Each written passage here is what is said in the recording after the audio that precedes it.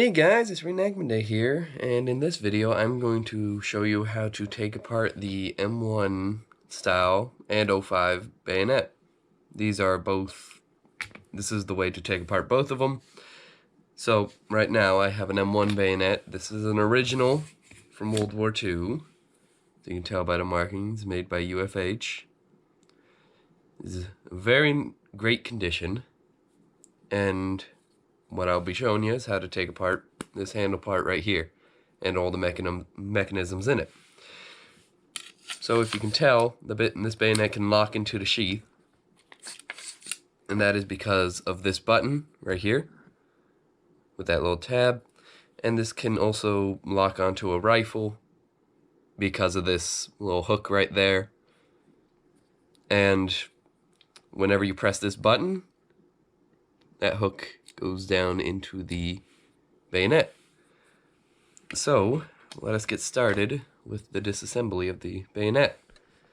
So what you're going to need is, pretty much all you're going to need is a flathead screwdriver, and you take this and just unscrew this screw right here. It's a pretty basic screw, nothing too fancy about that. And once you got the screw out, the handle should come off, and so should the other side. Sometimes they're a little bit tight and you gotta wiggle it off. But if you'll see, there's a couple different cutouts, this side and this side. These will only go on one way, so there's no mixing it up. But this is cut out for the mechanisms right here. So now that we got that out, we can put the screw and the handles to the side. And we can also put the screwdriver to the side because we're not going to need that for a little bit. So you can see this little bar with the hook, this little button with the hook up there, and a spring in there. And when you press it down, all it does is do that. It's pretty simple, pretty self-explanatory. And how you're going to want to take this apart is you're going to want to push down the button, pull back on this little bar, you pull back towards the back, and it should pop out of the front right there. And then once you're done with that, you just take the button, kind of wiggle it a little bit, that comes out, and you can usually just get that spring out. Sometimes it'll fall out. If you have gunk in there, then it's not going to fall out, and that's when you got to take a screwdriver and just kind of push it out. But this is the bayonet fully disassembled. You can tell it's not too complicated.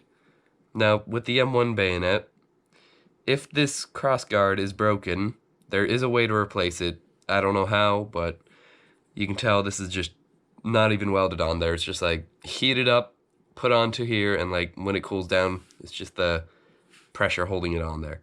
And it holds it on there quite well, but it does wiggle a little bit. But it's not coming off. So now we get back to the reassembly of the M1 bayonet. What you're going to want to do is, first of all, find the right side. You can tell this side is pretty smooth and this side has an indent. You want to use the side with the indent. Put the spring back in there. Put the button back in there. Here, I will hold it like that so you can see. The button, this end, you can see where it has a hole in there. Let me just get that on camera. Yep, it has a hole in there. Push that in.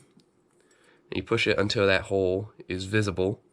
Then you take this hook, and if you see this hook has a little indent right here, you want this indent facing out. So you put it in like this, and with that hole you take this little end bit and you put it into there. Again, just kind of wiggle it, and it should fall down into place pretty easy. And then once it's into place, you just let go of the button, give it a quick test, make sure it works, and it is.